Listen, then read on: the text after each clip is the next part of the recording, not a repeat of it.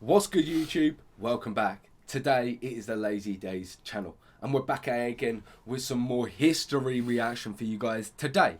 And we are doing some more World War II content, and it's some Kings and Generals content for you today. And it is the Battle of Kursk 1943 World War II documentary. I'm really looking forward to finding out what Kings and General have in store for us and how they're going to tell this story, and I know Jack is looking forward to it as well. If you guys haven't already, head over to their page, and link's going to be in the description box down below. If you guys are enjoying our content, like, comment, subscribe, hit that notification bell, but we're going to jump straight into this one. Let's do this.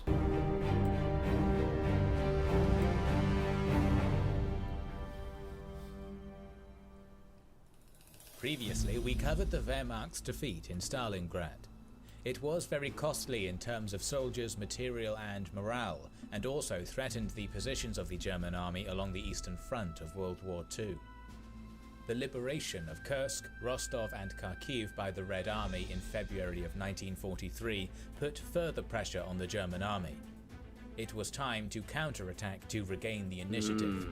The biggest tank battle in history was right around the corner.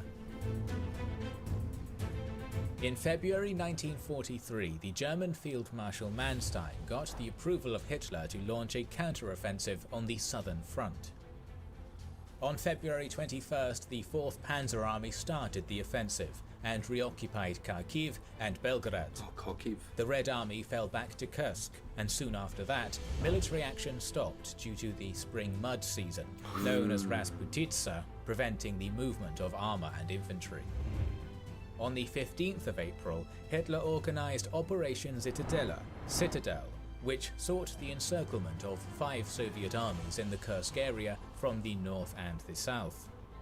General Model's 9th Army would attack from the north to connect with the 4th Panzer Army of Hoth and Army Detachment Kempf under Werner Kempf, which would attack from the south. These groups were supposed to meet in the east of Kursk with an aim to encircle the Red Army defending it. There was a significant disagreement among the German military leadership and Hitler about the potential of Operation Citadel. Some were proposing to abandon the operation and prepare for strategic defense, and wait for a chance to pierce through weaker parts of the Soviet front with counterattacks, which suited the Germans' strengths in mobile tank warfare much more. Others indicated that if Operation Citadel was to proceed, it had to start as soon as possible, since there was information that the Soviets were actively building defensive constructions around Kursk. Despite the initial plan to start the offensive in May, Hitler decided to postpone it until the arrival of new tanks to the front. As a result, the offensive started 2 months later than the initially planned date. The Soviets possessed intelligence indicating that the German army was preparing for a major offensive. Zhukov persuaded Stalin to wait for the German offensive instead of striking first. He aimed to wear the Germans out, knock out as many tanks as possible, and then use the first chance for a decisive counteroffensive. Okay. So the Soviets proceeded to build defensive structures, fortifications, minefields, and anti-tank obstacles. The Voronezh front under Nikolai Vatutin was to defend the south of the Kursk salient, while the north was to be defended by the Central Front under Konstantin Rokossovsky. There was also the Steppe Front waiting in reserve, commanded by Ivan Konov. In preparation for the German offensive, the Soviets employed partisan tactics behind German lines to disrupt supplies and communications for the German armies.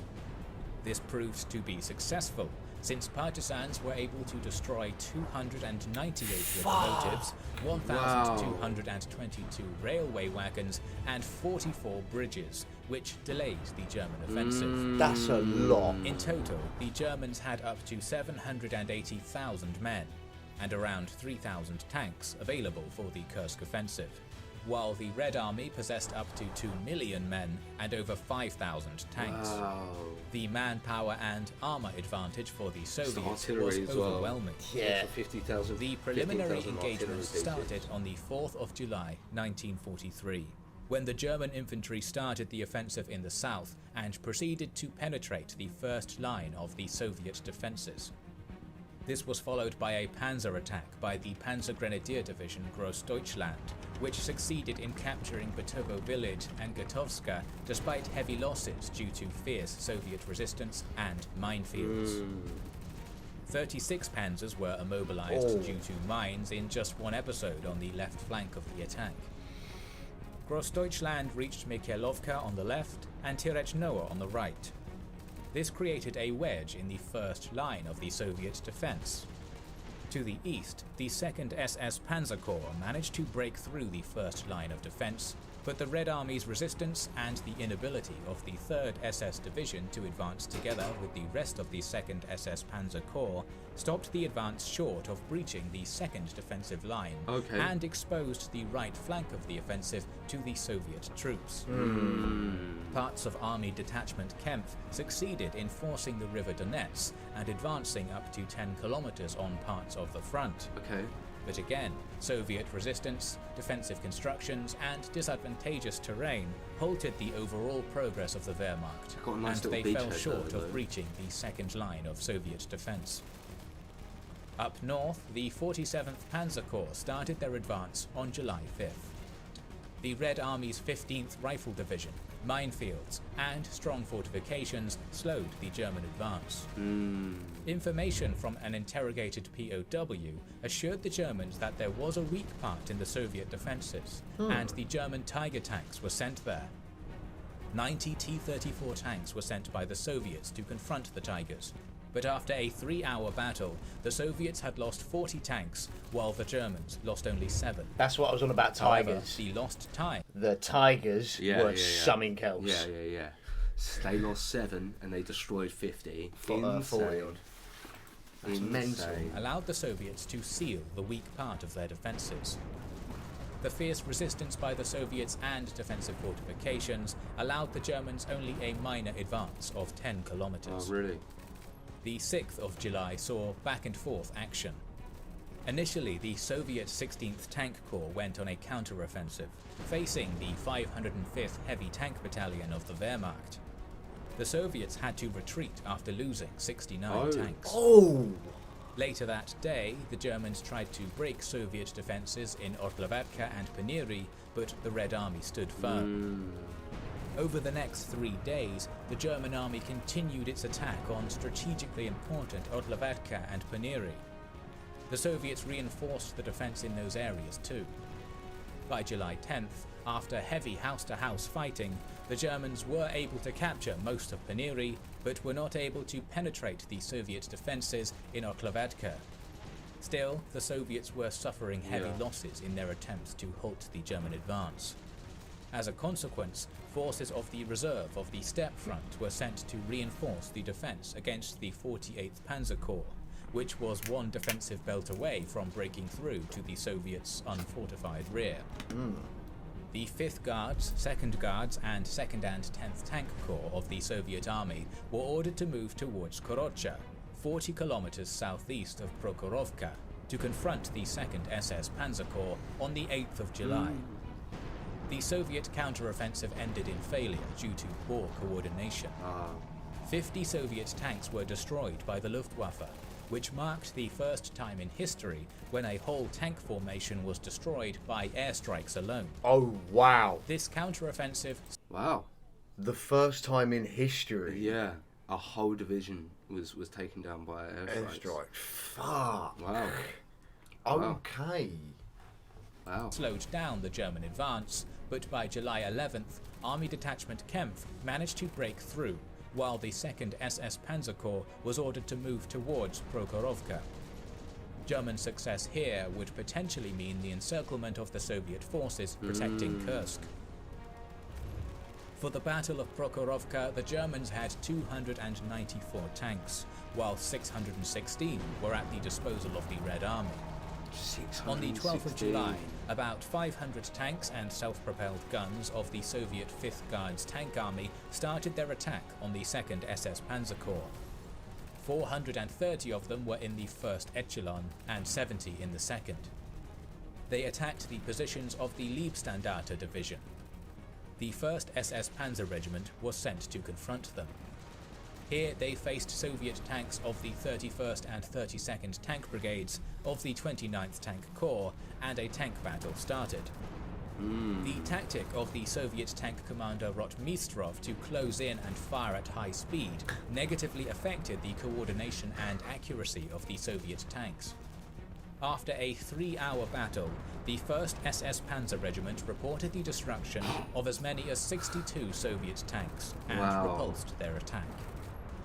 Nevertheless, later in the afternoon of that day, tanks from the 31st Tank Brigade and the 53rd Motorized Brigade defeated elements of the 1st SS Panzer Reconnaissance Battalion and reached Komsomolets State Farm, which put the Leibstandarte's communication lines and overall operations in grave danger. Okay. 4 Tiger tanks engaged in battle with the Soviets' 181st Tank Brigade in an attempt to protect the left flank of Leibstandarte.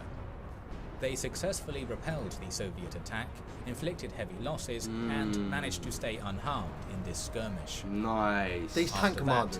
that, elements of the Soviet 170th Tank Brigade attacked the 1st SS Panzer Regiment, which was already engaged with the 31st and 32nd Tank Brigades. Okay. Despite losing its commander and about 30 tanks in the fight, the 170th Tank Brigade pushed the 1st SS Panzer Regiment back and reached the position of the 1st SS Panzer Reconnaissance Battalion. Soon the 170th and 181st Tank Brigades breached the German line connecting Tiger Totenkopf tanks and just aren't able to handle the Leibstandarte, amount of but numbers were they've got. eventually pushed back to the village of Andriivka. They're doing a good job though. Towards the end of the day, Leibstandarte fell back from the Oktyabrsky State Farm due to heavy Soviet attack. Yeah. The Soviets suffered heavy tank losses in the Battle of Prokhorovka. The estimates of permanently or temporarily damaged tanks are between 330 and 650, while the Germans lost 60 to 80 tanks. Is that The it? biggest tank battle in military history had ended with a staggering difference in losses for the two sides, and it might look like the Wehrmacht gained from it. But despite heavy losses, the Soviets were able to stall the German advance, significantly drain its resources, and create ground for a successful counter-offensive. The Battle of Prokhorovka, along with the Allied invasion of Sicily, led to the abandoning of Operation Citadel and offensive operations. The Germans now became defensive. To the north of Kursk, the Soviets launched Operation Kutuzov on the 12th of July. As a result, German Army Group Center was pushed back by the Bryansk front and by the Western Front. It was followed by Operation Rumyantsev, conducted by the Voronezh Front and Steppe Front in an attempt to destroy the 4th Panzer Army and Army Detachment Kempf, and cut off the extended southern portion of Army Group South from the rest of the German army. The Soviets liberated Belgorod on the 5th of August and Kharkiv on the 23rd of August. The Battle of Kursk was the first instance of the Wehrmacht being unable to make a significant breakthrough in its offensive on the Eastern Front. Despite a relatively successful start by the Germans, the vast manpower resources and increasing military-industrial potential of the Soviets proved to be too much for the German army. Despite heavy losses. So what's the top bit? That's the whole operation itself, how many men they had. So this is Operation Citadel. Yeah. 54,000 to 180. 252 to 323 tanks and assault guns destroyed, and 600 to 1,600 tanks and assault guns damaged. Jesus Christ. Jesus Christ, indeed. Nearly 2,000 tanks and guns were destroyed in the Soviets in the Battle of Kursk. 50,000 men missing or wounding from Germany. 6,664 No, tanks. I'm reading this bit. Oh, I see, Yeah, I see. 50,000 killed or missing, 134,000 wounded, and then Russians. Yeah. 250,000 missing, killed or captured, and then over 500,000 wounded or sick. 6,064 tanks and assault guns destroyed. Mate, I've got the German tank crews back in the day. Like, they were some of the most fierce I think the tanks. fighters. The tanks were just really, really well made. They had some really, They well they made had some tanks. oh mate. The Insane. Red Army was able to push back and liberate some of its territories. Emerging problems in Italy forced Hitler to further weaken his troops on the Eastern Just look Front at the and destruction. transfer some of them to the Western Front. The noose was getting tighter. Thanks for watching our documentary on the Battle of Prokhorovka and the Kursk operation. We are going to continue our series on modern conflicts. Subscribe and press the alarm bell to get notified. Well, you guys let us know if you want to check any more of their videos in regards to the World War II content.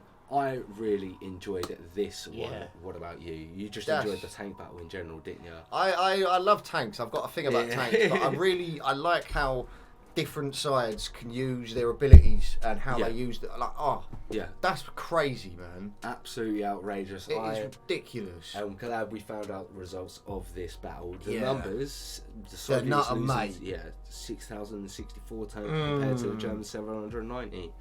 Big differences indeed. So if you guys enjoyed our reaction and looking forward to the next one, then like, comment, subscribe, hit that notification bell, but we will catch you in the next video. See you in a bit.